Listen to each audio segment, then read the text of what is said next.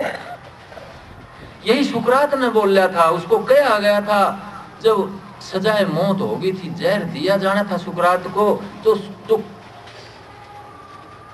उस जेल का जो अफसर था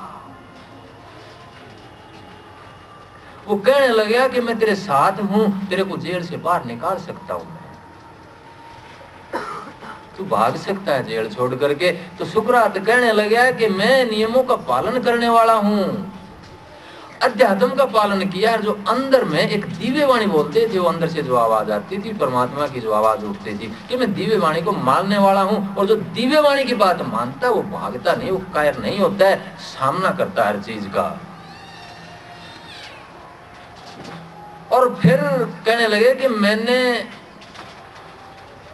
जब युद्ध होते थे, बहुत युद्ध होते थे उस टाइम पे आसपास की रियासतों में,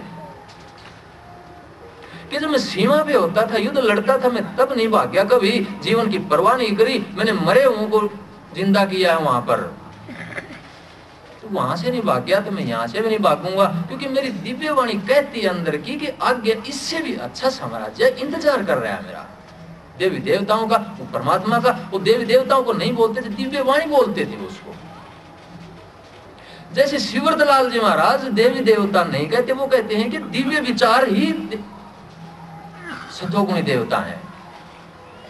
जो अच्छे विचार हैं वो ही देवता हैं, और जो बुरे विचार हैं वो बुरे देवता हैं। राक्षसों का विचार कुदरती घूमता है, देवताओं का विचार भी कुदरती घूमता है। अच्छे विचार के साथ हम चलते हैं तो वो अच्छे विचार जो घूम रहे हैं, जो धाराएं बह रही हैं, जो अच्छे विचारों की आपके अंदर से, इनके अंदर से, या जो राम कृष्ण के अंदर से होकर के आई हैं, वो सारी की सारी धाराएं हमें फायदा पहुंचाती हैं। अच्छा बनने की कोशिश करता है तो वो वहां तक के जो राम और कृष्ण, हजरत मोहम्मद और ईसा मसीह के जो गुण थे, सुकरात के जो गुण थे, कहते हैं कि स्वामी विवेकानंद, उनके साथ हमारा मेल हो जाता है और वही गुण हमारे अंदर आने लग जाते हैं। वही बांसुरी हम बजाने लग जाते हैं, वही धुन उठती है, वही शब्द उठता है, मुंह बदल जाता है, फूक बदल जाती है, वही संगीत, वही संदेश। लेकिन उस बांसुरी को बजाने के लिए स्थूल रूप में सतगुरु को, उस परमात्मा को आना होगा, तब जाकर के हमारा कल्याण हो सकता है। तो सुकरात ने भी यही कहा, नानक साहब भी यही कहते हैं, अगर सत्य हमारे लिए दुखदाई है, ध्यान में बैठना अगर दुखदाई है तो वो ध्यान में बैठना नहीं है।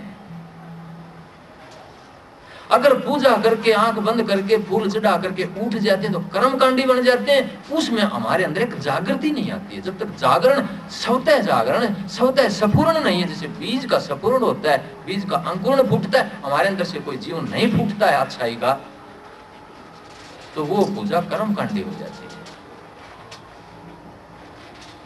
सत्य में अगर कठिनाई भी आती है तो उसका भी सुकरात की तरह से एक आनंद में होकर के जहर का प्याला पी जाता है, उसको भी आनंद से और मजे से पी जाता है कि नहीं, इससे तो मेरे को एक बढ़िया जीवन मिलने को जा रहा है। ये शरीर रुकावट बनी हुई है रास्ते में, उस आनंद में, उस परमात्मा में, उस साम्राज्य में, उस दिव्य वाणी में जाने के लिए शरीर एक रुकावट बनी हुई है। इसी तरह महात्मा बुद्ध ने कहा था, वो अंगुली माल डाकू के पास चले जाते हैं कि मारते मेरे को, एक आदमी की कसर है तेरी शपथ पूरी होने में, कि तूने उंगलियों की माला, हर आदमी को मारता था, डाकू था, उंगली काट के माला में डाल लेता था। शपथ थी कि 100 आदमियों की उंगली की माला बनाऊंगा। 99 उंगलियां डाल चुका था, एक उंगली की कसर थी। महात्मा बुद्ध को पता चला कि मैं चलता हूं तो बड़ा मौका मिलता है। वो गया तो वो पीछे हटने लग जाता, उनको देख करके, जिस चाल से, जिस निर्भयता से वो आ रहा है। वो कहता है कि महात्मा बुद्ध, मेरे शरीर ये रुकावट बना हुआ निर्वाण प्राप्ति में, तेरी शपथ पूरी हो जाएगी, मैं आनंद के भंडार में चला जाऊंगा। दोनों का काम पूरा हुआ है, तू अपनी शपथ पूरी कर ले, मैं भी खुश हूं, तू भी खुश है। तो पीछे हटके माफी मांगने लग जाता है, रोने लग जाता है पैरों में पड़ के। तो सत्य का मार्ग वो कहा गया है जिसमें एक आनंद के साथ आगे बढ़ा जाता है, जिसमें मरने का भय भी समाप्त होने लग जाता है। इसीलिए एक कोशिश, संत मत यही कोशिश सिखाता है, मेरी भी यही कोशिश है, और मैं आपको भी यही कहता हूं कि एक ऐसे रास्ते पे आगे बढ़ा जाए जिसमें आदमी निर्भय और निर्भय होता चला जाए, किसी आकार के साथ ना बंधे। मैं कहता हूं सतगुरु के आकार के साथ भी ना बंधो आप, इसलिए नानक साहब ने भी साफ कहा है कि वो निराकार है, निर्भय है, निर्वैर है, अजूनी से भंग है, वो जन्म मरण में नहीं आता और काल जाल से न्यारा है। लेकिन मिलेगा कैसे? नानक साहब कहते हैं गुरु की कृपा के बगैर वो नहीं मिल सकता। लेकिन गुरु भी कैसा हो वो आपको मनन करना है, वो देखना है। स्वामी जी महाराज कहते हैं कि गुरु सोई जो शब्द स्नेही, शब्द बिना दूसर ना होई, शब्द कमावे सो गुरु पूरा, उन चरणन के हो जा दूरा। तो जो अंतर के शब्द को पालता है, नानक साहब भी यही कहते हैं, शब्द ही धरती, शब्द ही आकाश, शब्द ही शब्द भया प्रकाश, सकली सृष्टि शब्द के पक्ष है, नानक शब्द घटे घट अच्छ है। फिर गुरु वाणी अमरदास जी क्या कहते हैं कि अंतर ज्योत निरंतर वाणी साहेब से लो लागी, कि अंतर में जो शब्द जो पैदा होता है, जो अंतर की वाणी, गुरु वाणी उसको बोलते हैं। गुरु ग्रंथ साहब में जो अंतर की वाणी उठती है, जैसे नानक साहब ने कहा कि सब कुछ उस शब्द का पसारा है। तो नानक साहब इसीलिए कहते हैं कि जिनको मिलिया सतगुरु पूर, ताके बजते अनहद तूर, उसको शब्द कहते हैं कि अंदर में एक तूर उठता है, उट्टर जैसी आवाज, उसको आपके शास्त्रों ने भी ओम की आवाज बोली है। इसी तरह राधा स्वामी की या सोहन की बांसुरी की धुन है, वो अंतर में उठती है, इसको शब्द बोला गया है। लेकिन हम शास्त्रों को पकड़ के बैठ जाते हैं, उसकी वाणी करते रहते हैं, ये नहीं है। ये तो स्पष्ट कहा है गुरु गोविंद सिंह जी ने कि गुरु ग्रंथ को मानियो प्रगट गुरुओं की देह,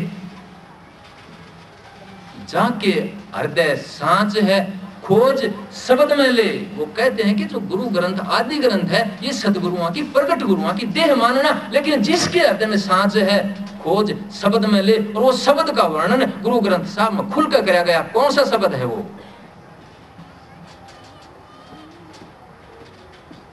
तीनों बंद लगाए के सुन अनहद टंकोर, नानक सुन समाध में नहीं सांझ नहीं भोर। नानक साहब कहते हैं कि तीनों बंद लगा करके, आंख, कान और मुंह, इनके अंदर से हमारी ज्यादातर ताकत खराब होती है, वेस्ट होती है। तो कहते हैं कि तीन बंद लगाए गए, सुन अनहद टंकोर, के अंतर में जो टंकोर उठती है, वो तूर अनहद तूर जो उठता है, उसको सुनो। फिर नानक साहब कहते हैं कि नानक सुन समाध में नहीं सांझ नहीं भोर। जब अनहद टंकोर, वो घंटे की आवाज, वो बीन का लहरा, वो वीणा की आवाज, वो बांसुरी की आवाज जब अंतर में जगती है, तो समाधि की सिद्धि हो जाती है। नानक साहब बोलते हैं, सुन महल में नौबत बाजे, किंगरी बीन सितारा हो, कहें कबीर सुनो बैसा तो बूझे कोई गुरुमुख प्यारा हो। कि अंतर में ही नौबत बजती है, किंगरी बीन सितार सब कुछ अंतर में बजता है। जो गुरुमुख का प्यारा होता है, जो गुरुमुख होता है, वो अंतर में सुनता है इसको, अंतर में ढूंढता है इसको, और कर्म कांडी बाहर ढूंढते उस परमात्मा को।